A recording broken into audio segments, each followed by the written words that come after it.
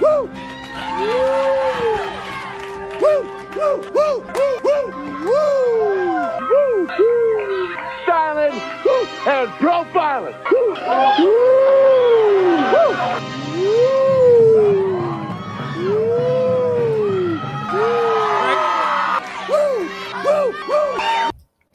Welcome to the Mafia Sports Report. I am your host, Tommy. If you haven't subscribed, please subscribe and hit that thumbs up. Today, I'm going to be doing a reaction video to Mike Tyson, Iron Mike Tyson, the baddest man on the planet, Mike motherfucking Tyson. The top 10 greatest knockouts of Mike Tyson's career. Though I don't know if they're the top 10, but this is what I see for now. But I will be doing the reaction and a little bit of info for each one of these matches. So without further ado, let's start the show.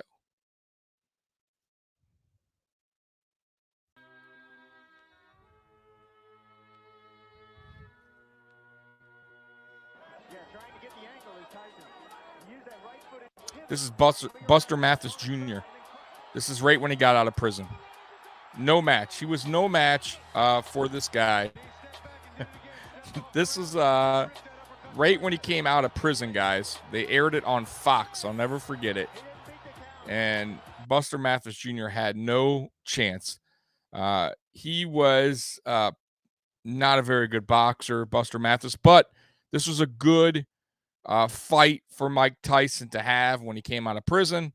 I don't believe this was his first fight. I want to say this was his second fight. The first fight out of prison, he fought Peter McNeely, knocked him out in the first round. But I believe this was his second fight from prison, if I'm not mistaken. I got to go back and look, but I believe this is his second fight.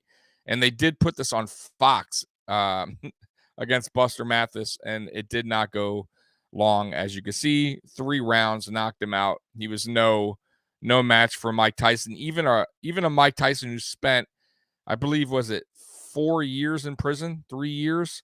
And by the way, he was never the Mike Tyson of old, meaning the late 80s, early 90s Mike Tyson.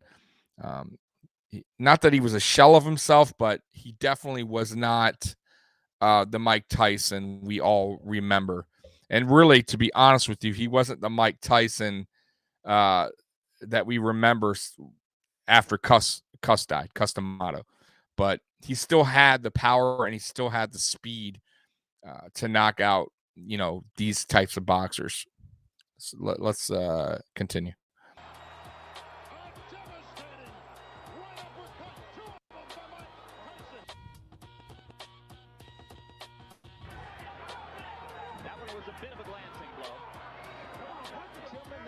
This was early on in his career. My God, man. He hit that dude so hard on the top of the head and the temple. When you get hit like that, guys, that's a wrap. You have no movement in your body. You lose all control. Like you have no legs, no nothing. Totally knocked him out. This year, Frank Bruno, man, this dude had a body of a Greek goddess, man. But he was no match for Tyson. Like I said, chiseled. He had power. He was knocking dudes out in England. He was an English-born fighter, but he was not on the level of Mike Tyson. He actually held the belt when Mike Tyson went to prison. And I want to say that was their first fight. His second fight, he also got knocked out, and Mike Tyson got his belts back because Bruno had him at the time. But Bruno was a classic B-plus fighter. You pretty much, if you're trying to get to that A-level, boxing standard, you had to get past him. He was one of them. There's another boxer on this top 10 that I'll mention later that's also a B-plus fighter that Mike Tyson took care of. But let's continue. Marvis Frazier.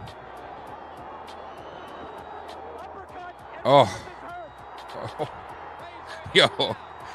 Okay, guys, if you don't know the story about this guy, Marvis Frazier, this is Joe Frazier's son. And he actually, I believe at this time, was undefeated. He was coming up in the heavyweight ranks. And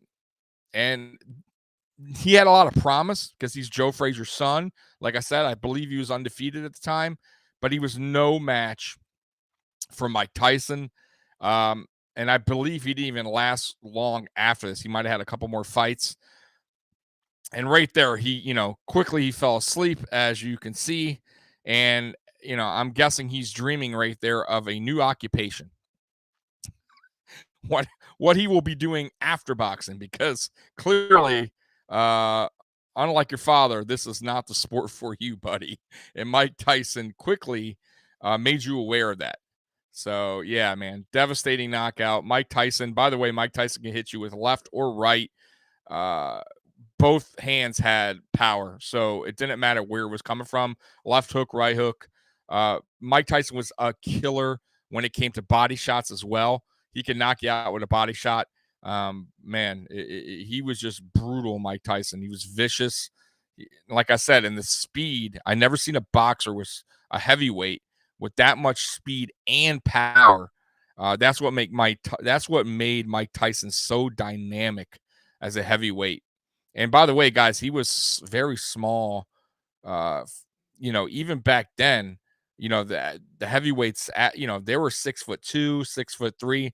Nowadays we have boxers 6'8", 6'7", 6'6", 6'5". But back then, most of them were like 6'3", 6'4", 6'2". Mike Tyson, I believe, was 5'10", 5'11". So he was short in stature, but it didn't matter. Once he hits you, it didn't. You're going down.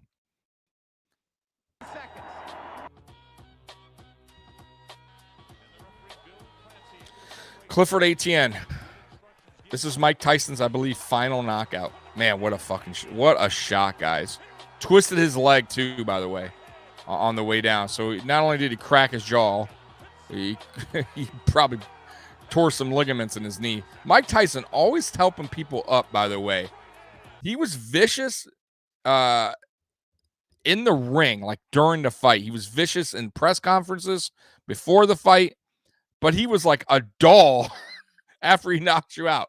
And then post fight, he was always very humble. That's one thing about Mike Tyson. It's so weird. He had like a switch, but that switch would get turned off right away. Right when he handled business in the ring, knocked you out, that was a wrap. Like Mike Tyson became humble, nice, like all that craziness. It was just weird. It went right out the door once he handled his business.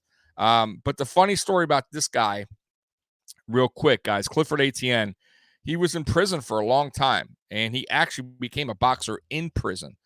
Then he got out, I believe, after serving like something like 10 years, something crazy. Rose up in the ranks, but never got to be like a title holder.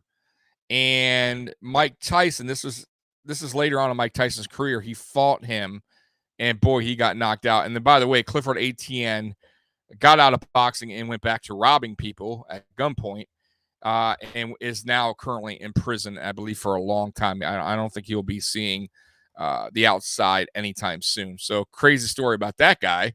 But anyways, let's continue. Number 5 here.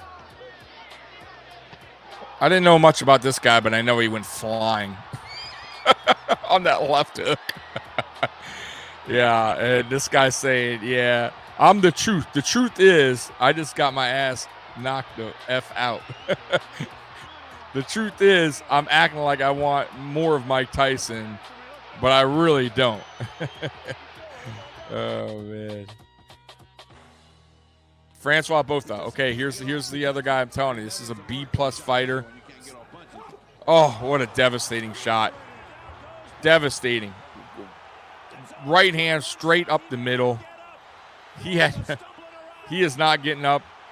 He's still seeing stars till this day. I actually like this guy. Look at Mike. Mike being the nice guy he is, trying to help him up. So Francois Botha, quick story, South African fighter. He is a B+ fighter. He's another guy, like if you're trying to get to the A level, trying to get yourself a belt, a real belt, IBF, WBA, WBC, you got to get past this guy, okay? And that's just the way it was. And that fight was crazy. If you guys watch that fight from the beginning to start, Mike Tyson almost broke his arm at one point because Francois Botha kept trying to hold him. And then Mike Tyson, Mike Tyson, he gets very frustrated at times. And he tried to break his arm pretty much. And but the end result was the end result. And that's Francois Botha eating a right hand and not getting up. You get tagged by Mike Tyson, that's a wrap. Like a clean shot by Mike Tyson, you're pretty much done. And Francois Botha right there was done. Larry Holmes, Larry Holmes, the guy that should be at this point of his career should be the Walmart greeter, but he is out here boxing. By the way, Mike Tyson took this fight knowing he could knock him out. And there you go. But he did it because Larry Holmes knocked out an aging old Muhammad Ali. So Mike Tyson, he promised Ali that he would knock out Larry Holmes, make him pay for what he did to Ali when Ali was old, like Larry Holmes. And look at this. Puts Larry Holmes to bed. That's it. Put him to sleep. Trevor Berbick, Jamaican boxer. Actually wasn't bad. I believe he had a belt at this time. I want to say WBC. And my God, he wrecked him. There was no match. No match. And he talked mad trash, by the way. Trevor Berbick. And you guys know who that is. I don't know why it cuts off there, guys, for some reason, but it does. But that was Michael Spinks, and that's when Mike Tyson became the youngest heavyweight champion of all time. And guys, in my personal opinion, I have Mike Tyson as a top 10 fighter of all time. This is just my opinion. Listen, everybody's entitled to their opinion. I have him as a top 5 heavyweight of all time. And that's because he's the youngest heavyweight ever to have the belt. Youngest heavyweight champion of all time. I believe he was 18 when he got the belt. And he was just a devastating force in the late 80s and to mid 90s. Listen, if you went in with Mike Tyson, the fear alone you could see in these, the fear alone would pretty much end the fight right there. Fighters did not want to fight Mike Tyson. They act like they did, but once they got in the ring, you saw the fear in their eyes.